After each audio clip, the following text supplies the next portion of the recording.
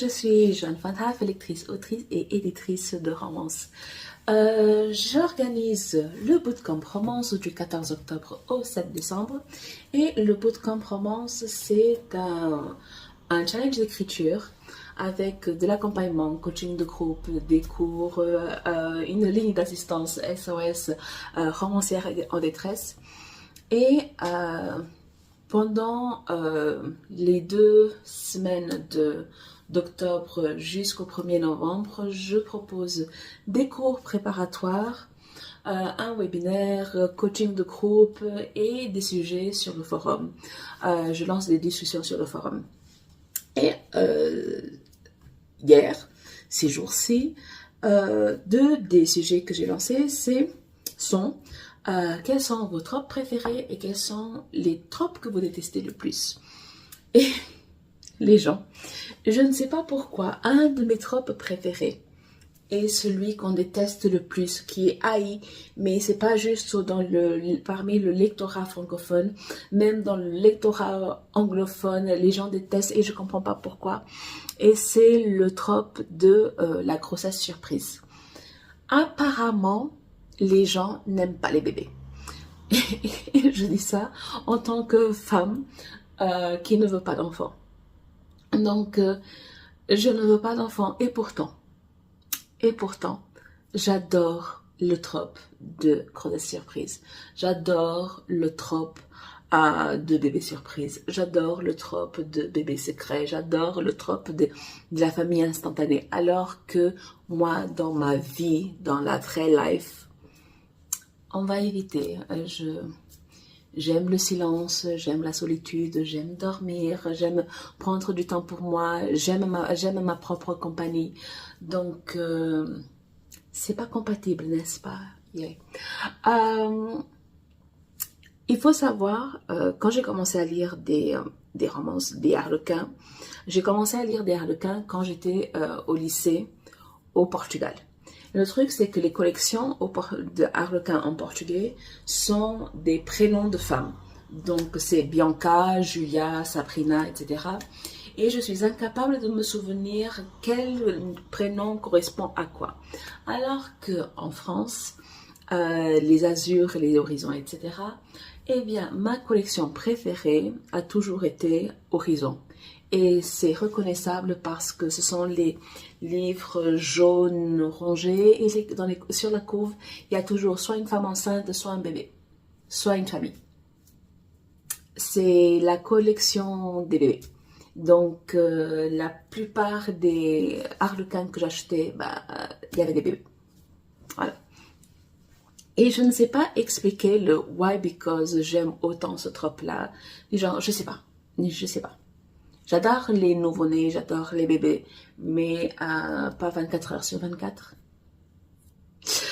Donc, quand je réponds à ce type de questions, c'est quoi tes tropes préférées? J'essaie de donner 5, mais ce ne sont jamais les mêmes 5. Genre, je vais donner 5 aujourd'hui, mais dans un mois, je vais donner d'autres 5. Et dans un an, ça va être un mix. En fait, je crois que je tourne toujours autour de 10, 15. C'est toujours pas dans le même ordre. Je ne sais pas si ça dépend de la saison, du mood ou de mes dernières lectures, si je suis influencée ou pas, j'en sais rien. Mais dans les tropes que j'adore, j'ai donc la grossesse surprise, j'ai les bébés surprises. C'est pas forcément la même chose, mais il faut qu'il y ait une bonne raison pour qu'il y ait un bébé surprise, n'est-ce pas? Il y a la famille instantanée, alors que j'aime vivre seule. Donc l'idée d'avoir une famille dans ma maison, c'est complicated les gens, c'est complicated. C'est pour ça qu'il y a certaines choses qui sont bien uniquement sur le papier. J'adore donc les familles instantanées. J'adore tous les tropes de mariage. Le mariage arrangé, le mariage forcé. Encore une fois, ça dépend de comment c'est réglé cette affaire-là. J'adore les mariages intérêts. En fait, mariage arrangé, mariage intérêt, c'est kiff kiff bourrico. Mais tous les tropes de mariage, j'aime les mariages surprises. Mais le truc avec les mariages surprises, c'est que ça ne fonctionne que dans un certain contexte et ça ne fonctionne que dans le contexte américain et parfois ce n'est pas aussi évident que ça. De même pour le mariage arrangé. Le mariage arrangé, ça ne fonctionne pas pour tout et n'importe quoi. Cette affaire de héritage, ouais, ça ne fonctionne pas, mais ça fait partie des classiques, n'est-ce pas? Donc, j'adore tous les tropes autour du mariage. J'adore pas mal, j'adore tout ce qui est réécriture de La Belle et la Bête. J'adore ça. J'adore quand il y a un héros misanthrope face, pas un héros, un protagoniste misanthrope, parce que ça peut être un homme, une femme, une personne non binaire, ce que vous voulez, mais quand il y a un personnage qui est misanthrope, réservé, introverti, un peu arrogant, un peu froid, etc. Et devant cette personne, il y a quelqu'un qui explose d'optimisme, de solaritude. C'est pas, ça n'existe pas comme mot, mais vous comprenez le truc. Donc, La Belle et la Bête, c'est un peu comme le grincheux contre optimiste, hein, du genre, et c'est un de mes trop préférés aussi, donc ça fonctionne. J'adore donc les opposés. Et les opposés, ça va au-delà du grincheux contre les optimistes. Ce sont les opposés parce qu'on peut avoir opposés de style de vie, les opposés de classe sociale, les opposés de personnalité. Et la personnalité, on n'a pas uniquement les grincheux et les optimistes, on peut avoir les super perfectionnistes et les bordéliques, du genre ceux qui sont aventuriers, et ceux qui ont besoin de tout planifier, etc. Donc j'adore les opposés et j'adore voir comment on va régler cette affaire d'opposés, parce que d'un côté ça peut donner un peu de piquant à une relation, mais de l'autre ça peut être une raison d'usure. Des gens, si vous avez une noctambule et un diurne dans une même relation, il faut que ce soit très... Il faut que ce soit... C'est toujours dans la base de la négociation, du compromis. Donc, mais j'adore. J'adore la relation à distance. Je préfère en tout cas la relation à distance aujourd'hui que je ne la vis pas. Mais... comment résoudre la relation à distance, surtout qu'il y a quelqu'un qui va devoir se sacrifier forcément, voir les deux, mais il y a toujours au moins une personne qui va se sacrifier et ça me déchire toujours le cœur. Et j'utilise toujours, quand je donne des cours, la relation à distance est toujours l'exemple que je donne pour... quand je parle de conflit, et un conflit qui n'a pas besoin de sang pour nous déchirer. Genre, si je lis une relation à distance, il se peut que ce soit très probable qu'à un moment ou un autre, je vais pleurer. Et pas besoin de sang, pas besoin de mort, pas besoin de... Non. C'est le genre de conflit qui me met mon cœur dans tous les sens. Mais voilà. Donc, qu'est-ce que j'aime d'autre comme trope? Enemies to lovers, mais... il faut faire attention aux enemies to lovers parce qu'il y a pas mal de personnes, de romancières qui lancent enemies to lovers, mais c'est surtout des excuses à être toxiques l'un envers l'autre, parce qu'il y a des vannes et des vannes. Il y a des vannes qui peuvent être drôles, il y a des vannes qui sont vraiment condescendantes, vraiment malsaines, vraiment blessantes, et c'est pas toujours sexy.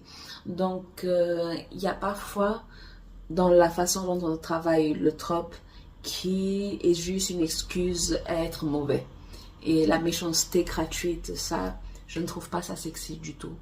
Donc, j'aime le enemies to lovers, mais c'est rarement un trope que je mets dans le top 5, justement à cause de ça, du genre comment vous êtes en train de régler cette affaire, comment vous êtes en train de raconter cette dynamique. C'est toujours un peu... les gens, là, c'est pas de la vanne gentille, là, c'est pas de la taquinerie, quoi. Là, c'est de la méchanceté. Et tout ce qui est toxique, c'est quelque chose qui qui me sort aussitôt de ma lecture. Et c'est un de mes chevaux de bataille, avoir des relations plus saines en romance, même quand on ne se supporte pas. C'est possible, les gens, c'est possible. Qu'est-ce que j'ai d'autre comme trope que j'adore? Là, tout de suite, je vois pas. Mais si je refais cet épisode dans un mois, il se peut que je donne d'autres tropes. Mais je crois que la grossesse surprise et les mariages arrangés sont toujours c'est toujours dans ma sélection. Ah, fausse relation. J'adore la fausse relation. En fait, il y a des tropes que j'adore écrire, mais je n'ai pas forcément des idées pour écrire ces histoires-là. Par exemple, le mariage arrangé, j'ai publié 2 mariages arrangés. Le premier, c'est Les Noces de Jade, c'est un mariage arrangé via agence matrimoniale. Donc, Promesse du bout du monde, c'est un mariage arrangé parce que mon héroïne a besoin d'un titre de séjour. Donc, c'est un mariage blanc. J'adore le trope de mariage arrangé, mais au-delà de ces 2 histoires que j'ai écrites, je n'arrive pas à trouver d'autres idées qui me convainquent, qui sont dans la raison est forte pour avoir un mariage arrangé. J'ai un mariage forcé qui arrive, mais au-delà de ça, non. Genre, il y a des tropes que j'adore, mais dans le réalisme, dans la crédibilité, dans la cohérence, ça ne fonctionne pas. Donc, je n'y touche pas et je lis les histoires des autres parce que je ne vais pas juste écrire une histoire parce que je veux écrire une histoire. Du genre, si ça ne tient pas debout, je préfère la laisser de côté et tant pis pour ma pomme. Tant pis pour ma pomme. Sinon, il y a dans Renaissance, c'est un Enemies to Lovers. Et dans la dynamique, c'est que c'est mon héroïne qui voit mon héros comme un ennemi, comme un antagoniste, alors que mon héros ne fait que réagir à l'offensive de mon héroïne. Et ils font en sorte parfois de s'ignorer, ou alors il y a des pics, mais l'attaque n'est pas... on ne va pas chercher l'autre pour l'attaquer. C'est juste, par exemple, dans la conversation, il va y avoir une remarque. Mais ça part, ce n'est pas, en tout cas moi, évidemment, je ne considère pas que c'est gratuit, mais ça part des préjugés de mon héroïne. Donc, mon héroïne se base sur un préjugé qui est totalement erroné, c'est un préjugé, n'est-ce pas? Qui est totalement erroné pour ne pas apprécier mon héros. En résumé, mon héroïne pense que mon héros est un mercenaire. Ils sont dans le Kalahari au milieu de nulle part. Elle est convaincue que parce qu'il est américain, c'est un mercenaire. Genre, il est le chef de sécurité parce qu'il est un mercenaire. Alors que le gars, il n'a jamais été mercenaire de sa vie. C'est un marine. Donc, tout ce qu'il y a de plus droit, entre guillemets, parce que voilà, c'est une autre histoire. Mais tout ce qu'il y a le plus droit, de plus légal, de plus officiel.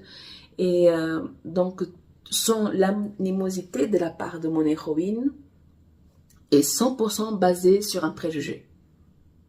Elle va apprendre que c'est un préjugé, elle va s'excuser. Parce que j'avais sincèrement envie de créer une héroïne qui était badass, qui ne flanchait pas devant le héros alpha, mais qui savait reconnaître ses erreurs. Du genre, je l'ai créée justement pour ça. Donc, ouais. Mais c'est très compliqué de trouver une vraie raison d'avoir des enemies to lovers. Surtout que enemies est un truc tellement fort. C'est une impression tellement forte du genre pourquoi on va être ennemi de quelqu'un du genre on n'est pas à une époque où on est en train de s'entretuer.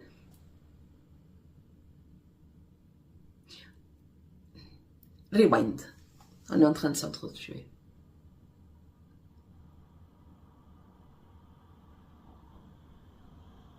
Donc, en tant que enemies to lovers, ce ne sont pas des personnages qui doivent s'entretuer.